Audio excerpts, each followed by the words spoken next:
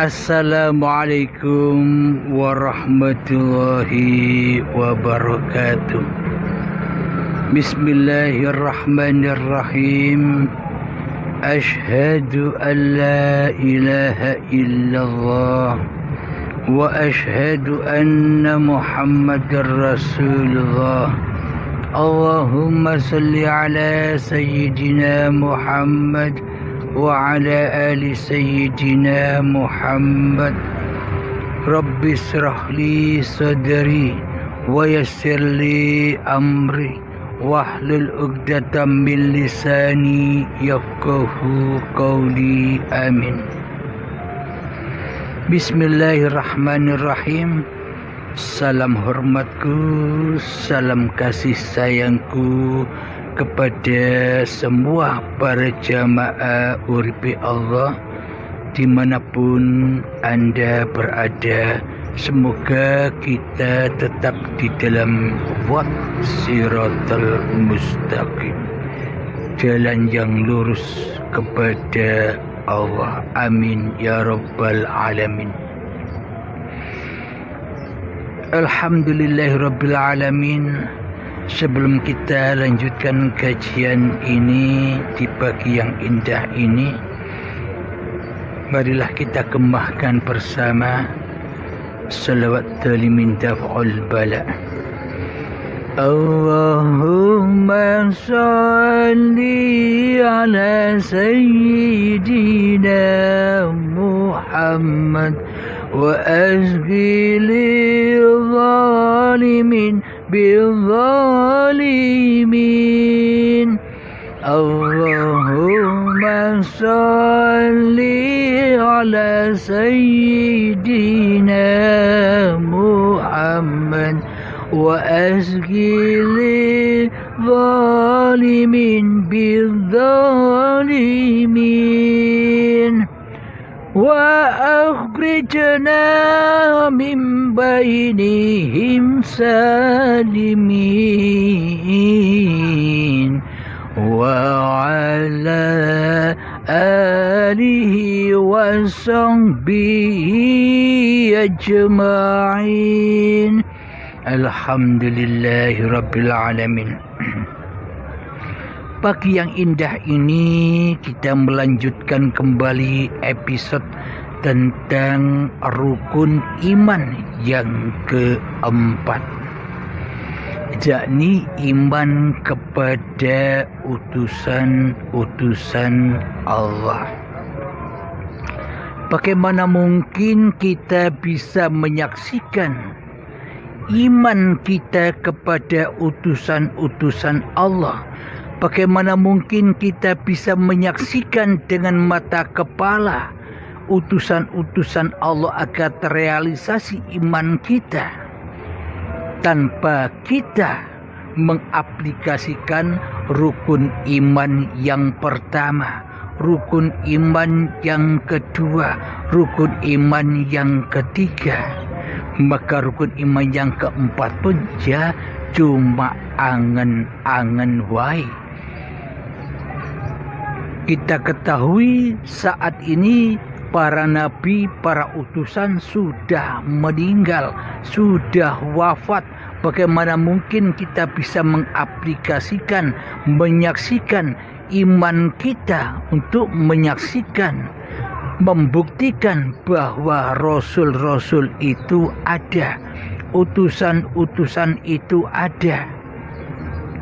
Selama ini kan iman kepada utusan-utusan Allah itu kan hanya angan-angan belaka, hanya imajinasi belaka, hanya ilusi belaka, hanya dusta belaka. Karena para nabi, para utusan sudah wafat, bagaimana mungkin kita bisa menyaksikan utusan-utusan itu? Bila kita tidak menyaksikan dengan mata kepala utusan-utusan itu, ya maka iman kita iman yang dusta, iman yang palsu, iman yang bohong. Karena apa?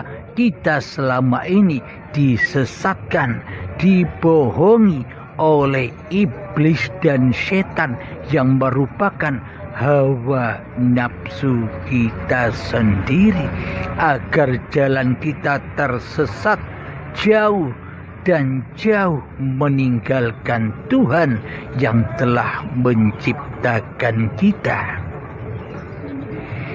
Alhamdulillahirabbil alamin.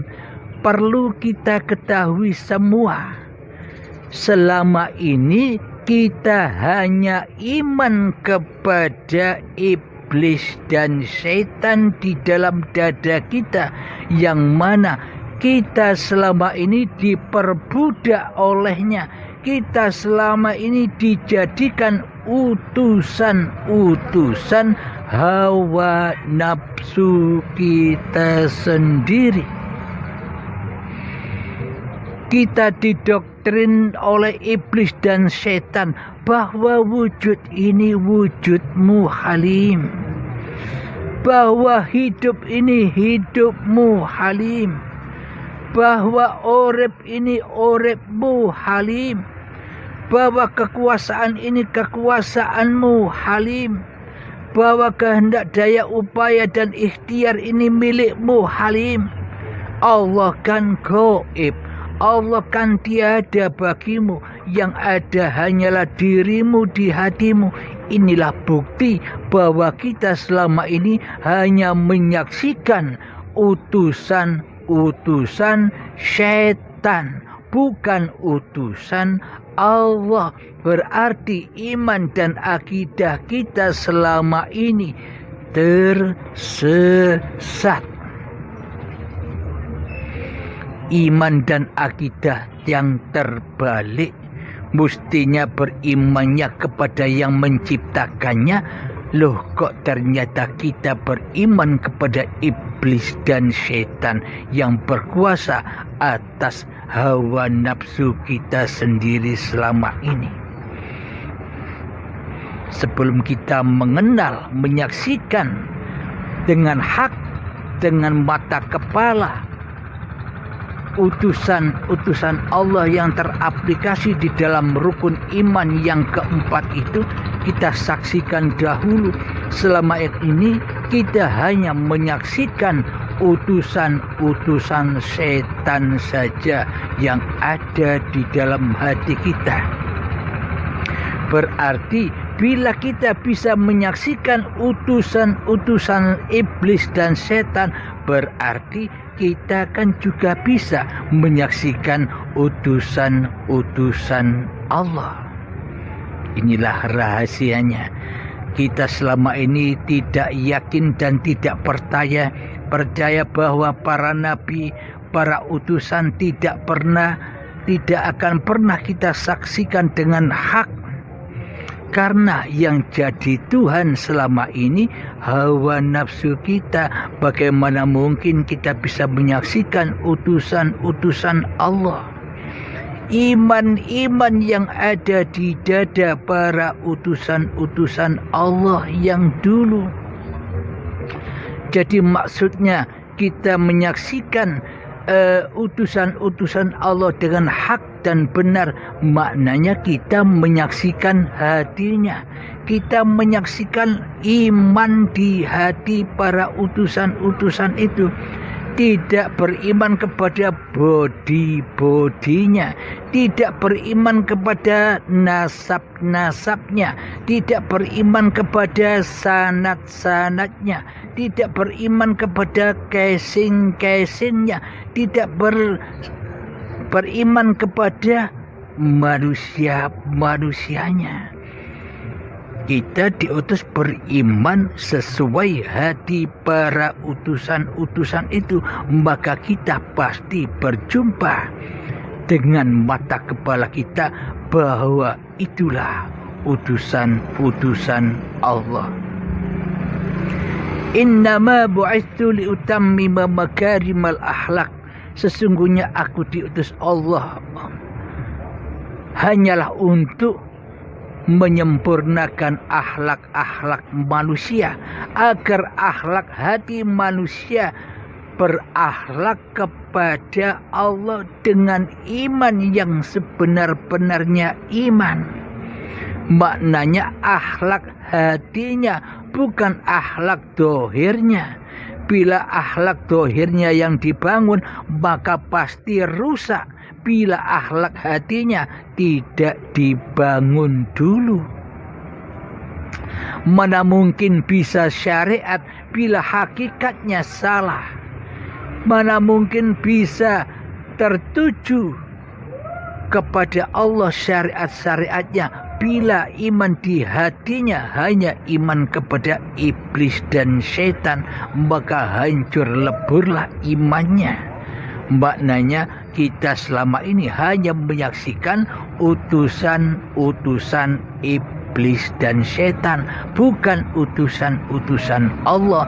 Bagaimana kita bisa menyaksikan utusan-utusan Allah di dada kita, sementara kita tidak rela, tidak ridho menjadi utusan Allah.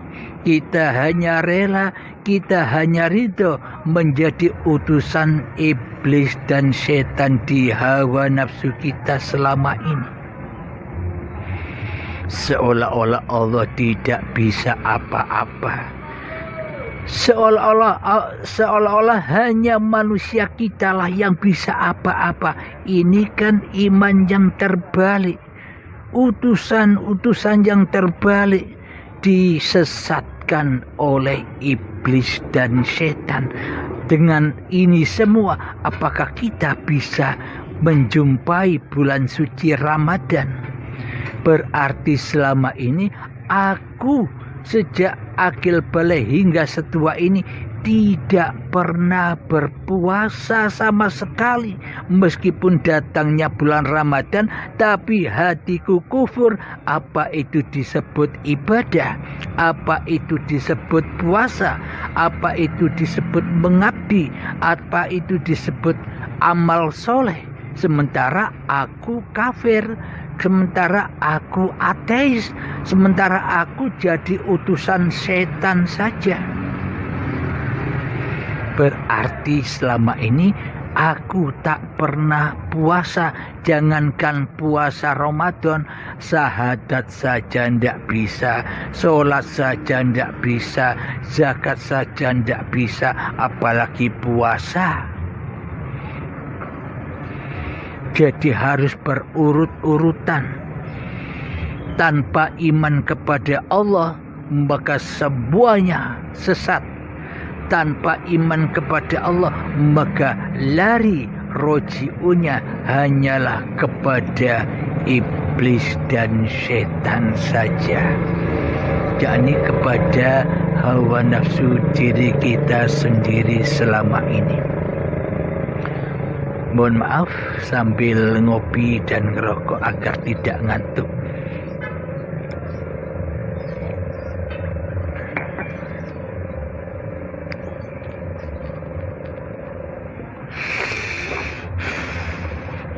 Alhamdulillahirabbil alamin. Lalu bagaimana kita bisa menyaksikan utusan-utusan Allah itu?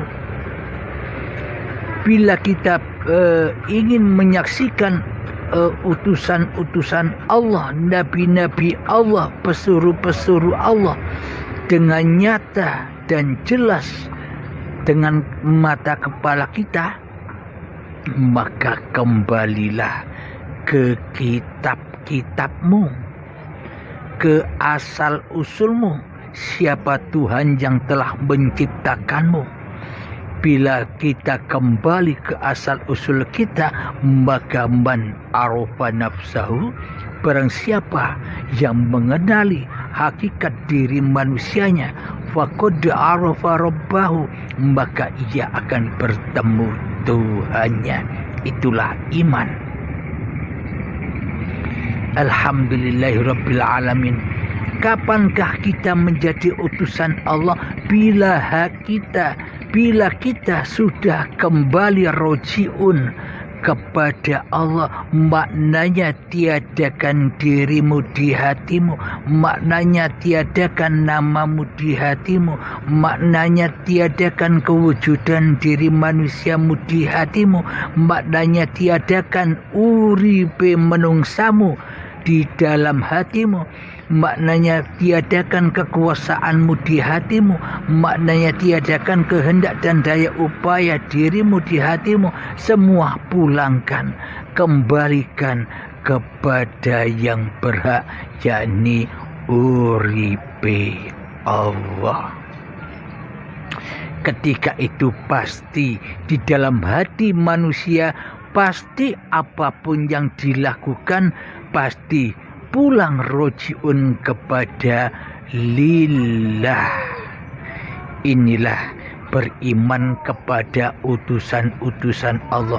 Manusia tidak bisa apa-apa tanpa diutus oleh Allah. Manusia tidak akan bisa apa-apa tanpa diwujudkan oleh Allah. Manusia tidak akan bisa apa-apa tanpa diuripi oleh uripi Allah.